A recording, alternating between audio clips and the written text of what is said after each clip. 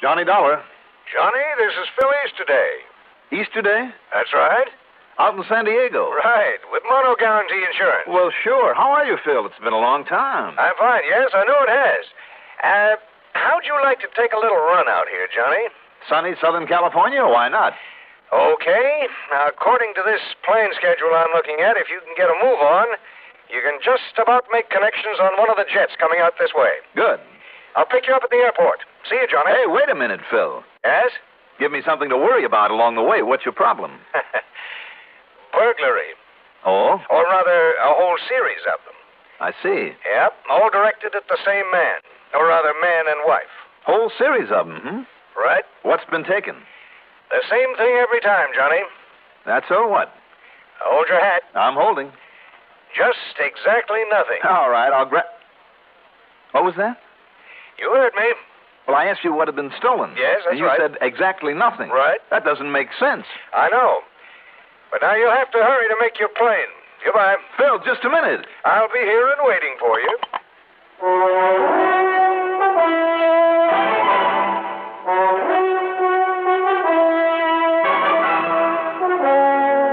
The CBS Radio Network brings you Mandel, Kramer, and the exciting adventures of the man with the action-packed expense account. America's fabulous freelance insurance investigator, yours truly, Johnny Dollar.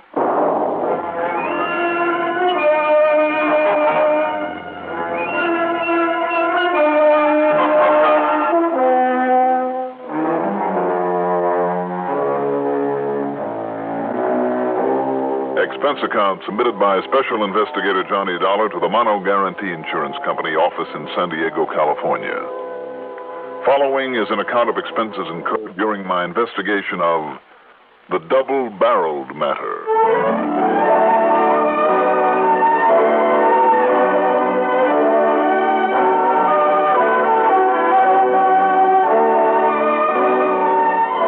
Expense account item 1.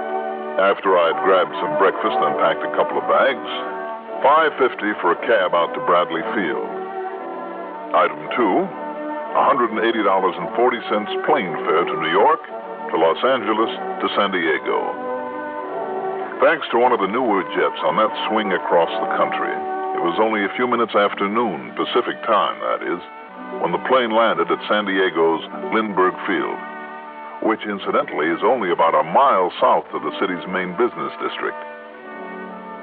San Diego, you know, was California's oldest Spanish settlement, the spot where California's modern history got its start. Also, I've heard, it's the town that has the ideal climate that Los Angeles talks about having. Anyway, it's a nice town with nice people. A busy naval and fishing port, and a popular year-round tourist resort. The latter because of its miles of clean beaches, fine motels, and, as I said, wonderful climate. I like it.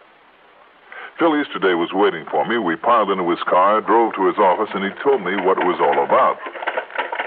That's right, burglaries. But, Phil, if nothing's been taken... Now, look it up, Johnny. Burglary means breaking and entering with intent to commit a felony, whether that felonious purpose is accomplished or not. All right, Mr. Webster, I'll take your word for it. When you've had to use those as definitions correctly, as often as I have in connections with insurance claims, well, the point is, Johnny, that Mr. and Mrs. Warner's apartment's been broken into some 7 times now. 7 times in a row, over a period of about 2 months. Warner? Yeah, Charles Hastings Warner and his wife, Trudy. He's, well, now to come to think of it, I don't know what he is, what he does for a living. But if the size of his insurance policies means anything, he does all right. His straight life alone has a face value of nearly $1 million. That could be, I suppose, that he simply retired out here. He came out originally from Chicago, I think. I see. Phil, what do the police think about these burglaries? Well, that's just it, Johnny. They were never reported to the police. Why not? How did you find out about them? My wife plays bridge a couple of times a week. One of the group is Trudy Warner. Trudy told her, she told me, So I called up Mrs. Warner and got the story. All right, now answer the first part of my question. What, about the police? Mm-hmm. Well, she said that as long as nothing's been missing, her husband Charlie said there was no point in bothering them. But it kind of has Trudy worried, never knowing whether it's going to happen again or when they might clean out the place. Now, if you ask me, Johnny, I think it looks kind of peculiar. That's the understatement of the week. Right. And I think we ought to do something about it. 7 times in a row, you said. That's right. And absolutely nothing taken. Absolutely nothing. Oh, that is peculiar, Phil. Very. Well, that's why I called you up as soon as I heard about it. You know, one of these days, they'll find whatever it is they're looking for, and we'll find ourselves faced with a hefty claim. I wonder. What do you mean by that? I just wonder, that's all. Want to give me their address? Sure. And you might call and tell them I'm on my way out. Right. No. What? On second thought, just give me their address. Oh. Yeah.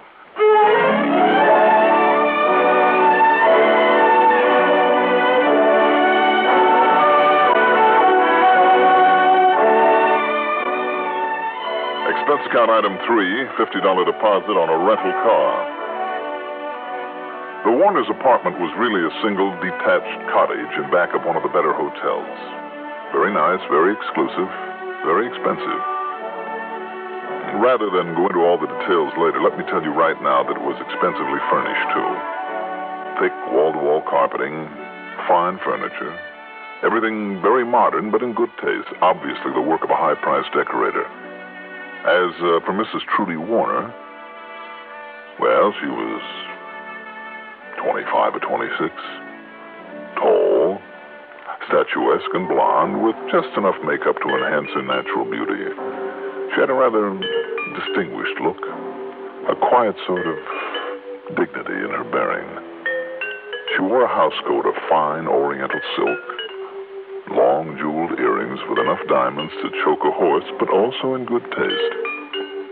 A couple of bracelets and the gold band of her watch were set in gems, and I'm sure that the huge stone in one of her well-chosen rings was a genuine ruby. At first glance, this all meant wealth, social status, a blue blood. But when in response to my knock, she opened the door and then opened her mouth. Yeah? Mrs. Warner? Yeah, that's me. Who are you, huh? My name is Dollar. Johnny Dollar. Yeah, I ever seen you around anywheres before? I doubt it. Well, then, listen, Is Mr. Warner at home? No, he ain't. He's gone away for a couple of days. But no fooling around, Buster, so you better get back on your bicycle and scram. Goodbye. Just a minute. Hey, now, Mr. get Warner. your foot out of this door. You want I should scream for help or something? No, that won't be necessary. Believe me, I'm here because I represent your husband's insurance company. Oh, you do, huh? Well, can you prove it? Well, here, let me show you my credentials. Oh, okay. I'll take your word for it. Well, what do you want to see him about, huh? Well, about those burglaries you've been having. Oh, about those people busting in here, going through all our stuff all the time, hmm? That's right. Boy, am I glad to see you, Johnny. How'd you find out about it? Well, I just happened to be here in town and talking with Mr. Easterday. Oh, yeah. I just knew I shouldn't have told that insurance guy's wife at that bridge the other day. And when he called me up and made me tell him more about it, but there wasn't ever anything stolen, so there wasn't anything he could do about it, he said. Only why Charlie wouldn't call the cops in, I'll never know. May I come in, Mrs. Warner? Huh? Oh, yeah, sure, come in. Thank you. But if Charlie finds out, I mean, he's not even wanting to bother the cops, well, maybe he won't like this. I don't know why not. I'm glad you're going to do something about it, because I asked you, Johnny, what if I was to come in from shopping or something? I mean, like in broad daylight. Like when Charlie was away like this, and maybe find somebody's busted in and was still here and pulled a gun on me or something. Sit down, huh? Thanks. These burglaries have all occurred while your husband was away? No, it's always Right after he's come home again, and we've been out somewheres at night together. We do a lot of night clubbing and stuff, and even sometimes go up to L.A. Mm-hmm. And then they always go through everything with a fine-tooth comb, even pulling up the rugs and taking the beds apart, but they never steal nothing. I don't get it. Well, I also don't like it, neither. No, I can't say I blame you. And your husband? Charlie? Mm. Well, all he says is it's probably just some crazy hophead or something, or a psychopath? Yeah, that's it. And as long as he don't take anything, we should worry. Only I don't like it. Mm. But that's his only explanation, though, for nothing being taken. Well, that's his only one. Gee. I don't know how he can take it so cool and casual, but that's the way he is, Johnny. Just real cool and casual about everything. You could fire a gun under him. He wouldn't even blink his eyelash. Anybody ever tried that, firing a gun under him? A nice, sweet guy like Charlie? Of course not. You want a drink, Charlie? Johnny. That's all right. No, thank you. Tell me, what's your husband do for a living, Mrs. Warner? Only it's Trudy, Johnny. No use being formal, huh? All right, Trudy. Only that's no invitation like you should get fresh or anything. You remember that? Oh, indeed I will. I remember that. You sure you don't want a little drink? No, I really don't. Thanks very much. Well, if you don't mind, I'm going to have another one. Oh, you go ahead. If you pardon me, please. You just help yourself. You started telling me about your husband's business. Oh, he hasn't got any business, Johnny. At least not since I met him out here in Dago and married him. I see. Do you know what he did before? Well, why should I care, huh? As long as he keeps the money coming in and treats me good like he does. Are you sure, Johnny? Just to keep me company. No, I'm sure. If he has money coming in, where's it come from, Trudy? So I'll give you the same answer he always gives me when I asked him. Well?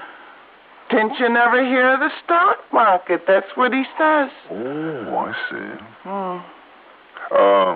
Where did you say he is now? I didn't.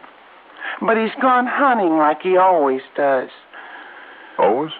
Well, almost every week lately. Oh? Where, do you know? Oh, sure I know. It's down near El Centro. You know where that is? Somewhere down near the border, I believe. Yeah, down there in all that farm country in the Imperial Valley. Oh, yes. I understand there's a lot of dove shooting down there in the Imperial Valley. Yeah, doves or pigeons or whatever they are. Only he always calls them pigeons. Oh, yeah? Little tiny things, a lot of feathers, only you only get a mouthful out of them. I always get stuck. I have to cook them for him, but he's always so nice to me, so why not? Sure. I'm a good cook, too, Johnny. You wouldn't believe it, but I am. Oh, I'll bet you are. Tell me, do you know where he stays down there? Well, sure. I always call him up on the phone every night while he's gone. It's the Bluebird Motor Court. It's a real swell place. I've seen it myself a couple of times when him and me was on our honeymoon. When did he leave? Early this morning. That means he won't be back until day after tomorrow. Only what are you going to do about this burglar and bit, Johnny? Gee, I'm not sure yet, Trudy. Well, whatever it is, I sure hope you do. Only don't let on to Charlie I said anything about it, will you, honey? Well, if you won't, I won't. Oh, well, don't you worry about that. This is not even a short one, Johnny. Just to keep me company. Well, all right. Just a short one.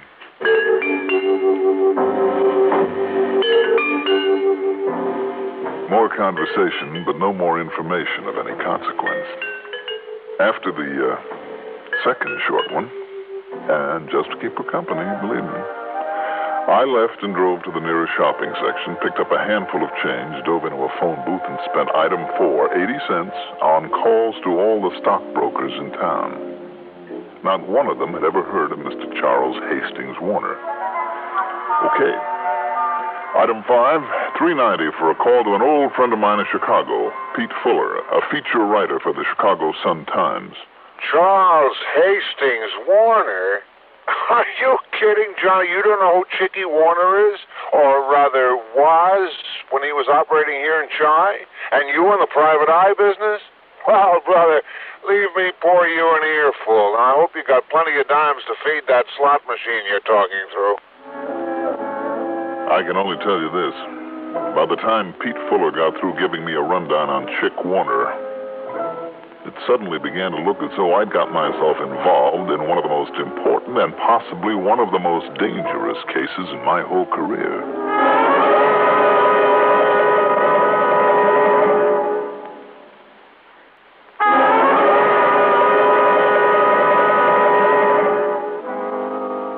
With Chick Warner due back in San Diego in less than 2 days, I decided that I'd better act fast. Act on a hunch? That's all it was, but for once I felt there was plenty of reason for it, and not because of the circumstances, the burglaries, but the character of the man I now knew I'd be dealing with. I spent item 6 in one of the local sporting goods stores. For a total of $314.61, I came out with some lightweight hunting clothes, a pair of bird shooter boots, a good quality double-barrel 12-gauge shotgun, and 3 boxes of shells loaded with number 9 birdshot. I also bought a hunting license. I piled the stuff into my rental car and headed east on Highway 80, making time now because it was getting dark. A little over 100 miles later, near a place called Coyote Wells, I pulled off the road and gave the hunting clothes a little age and character by the simple expedient of driving the car over them a couple of times. When I got to El Centro, I took a room at the Bluebird Motor Court. Quite a place. Not only 20 or 30 nice modern motel cottages, but a big fancy dining room with a bar attached. And it was in the bar that I met Mr. Charles Hastings Warner. He was a cold-looking man of about 50. Tall, lean, gray, and with gray eyes. Kind of a prominent aquiline nose and almost prim sort of mouth with thin lips. It was late and the bar was almost empty, so it wasn't too hard to make conversation with him. Why, yes. Matter of fact, I am here to do some pigeon shooting. How'd you know? Oh, I didn't, Mr. Warner, is it? Yeah. I just hope to find somebody around here who could tell me where to go for some birds. I took a chance on talking to you, and it looks as though I picked the right man. Oh, I can tell you where to go, all right. Find lots of pigeons. Aren't they really doves, though? Dollar, the way you can knock them off so easy, I like to think of them as pigeons. Another drink, baby? Yeah, I'll buy it. You bought the last 4. Oh, that's all right. Don't worry about it. Waiter, a couple more of these. Yes, sir. If you can lead me to some good shooting, it's certainly worth a couple of drinks. Lead you? Well, do you mind if I kind of tag along with you tomorrow? Well, I mostly like to go alone, Dollar, but sure, why not? Good. I'll make 2 of you. 2 of us? Yeah, I promised some other guy I'd let him come along. Name is Al Melford. You know him? No. When he hurt in the bartender, somebody that I always bring in the pigeons, he latched on to me. Bought me a couple of drinks like you did. So I couldn't turn him down. Mm-hmm. Besides, maybe it's good to have a couple of witnesses along. Witnesses? Sure. To what? You know, to see I don't come back with over my limit. Oh. What'd you think? Well, I had no idea. Also, I don't know how good a shot this Al Melford is. Just met him today, so you can be along to make sure you don't blow my head off by mistake. You're not serious. Dollar, a man has a gun on him. You never know. Remember that.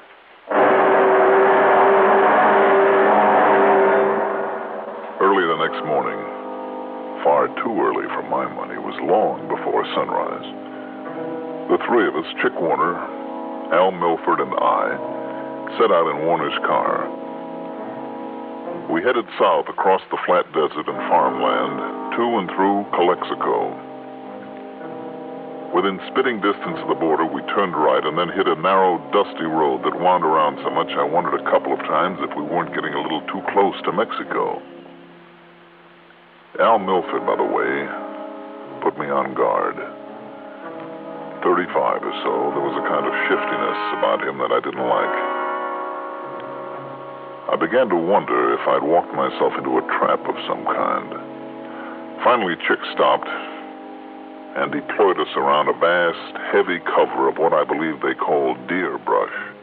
Oh, there must have been several acres of it, and mesquite and sage that was higher than my head. Al went to the north end, I to the west, and Warner to the south, and we waited. Sure enough, as soon as the sun came up, as Warner promised, the birds started rising.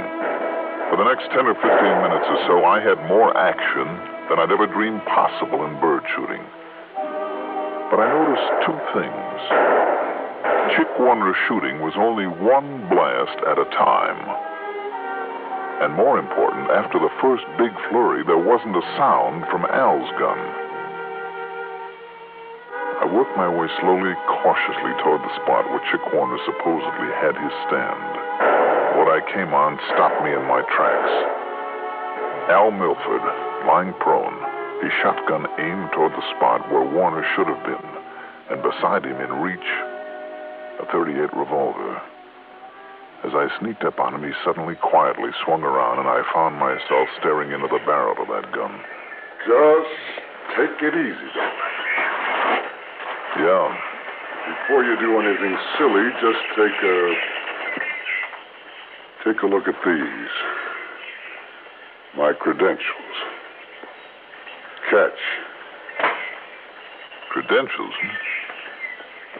I know who you are, but you don't know who I am, so you better look. You think I'll argue with you as long as... Oh. Yeah. Narcotics squad. That's right. Now listen. Put down your gun and listen before he gets back here. Sure. He's been quiet quite a while now, so I think he's made his haul. What? Don't you see, we know how he gets the stuff across the border. Stuff? White stuff, heroin, pure, uncut heroin. I figured as much from his record in Chicago. Sure. Now he picks it up on these so-called hunting trips. From a contact just across the border. Yeah, and he always has company, a witness who would swear he just came out here shooting, sometimes one of our men.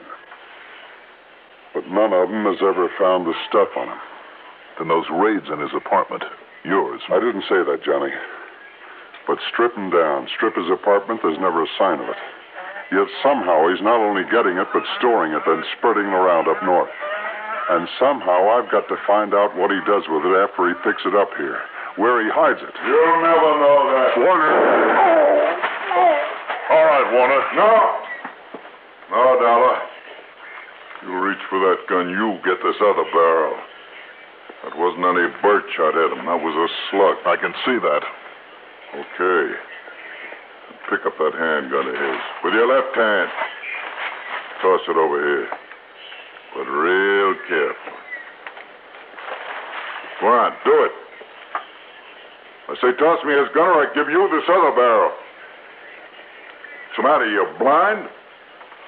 They only use one shot on him. This gun's a double. Can't you see that? Sure, Warner. Do like I tell you. You want this other barrel? Yes, Warner, I think I do. Stay back or you'll get it. Stay back. Stay back! Clever, Warner. Clever hiding place when you took the stuff home. Get back. Not even the experts could find it there at your cottage. Get back, I tell you. And out here, after birds, only one shot at a time. That's what gave you away. You hear me? I'll pull this trigger. And let the hammer fall on the barrel full of the white stuff that it's loaded with? Why bother, Warner?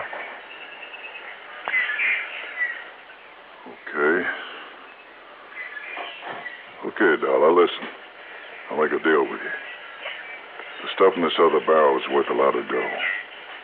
You want to talk? You want to make a deal? Sure. Sorry, Warner. I'm afraid the only deal I'll make with you is this. All right, Al, are you still with us? Sure, Johnny, but it just caught my arm.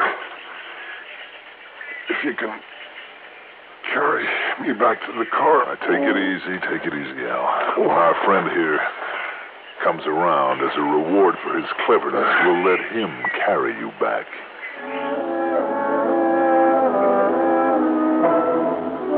That one shotgun barrel loaded with heroin?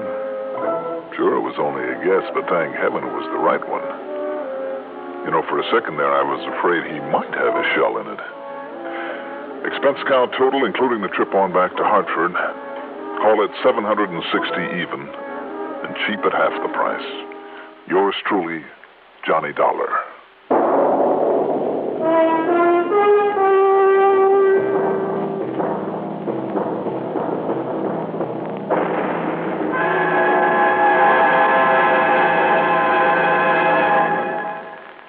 Now, here is our star to tell you about next week's story. Next week, one of the rottenest rackets in the world, but a story with a real twist at the end. Join us, won't you? Yours truly, Johnny Dollar.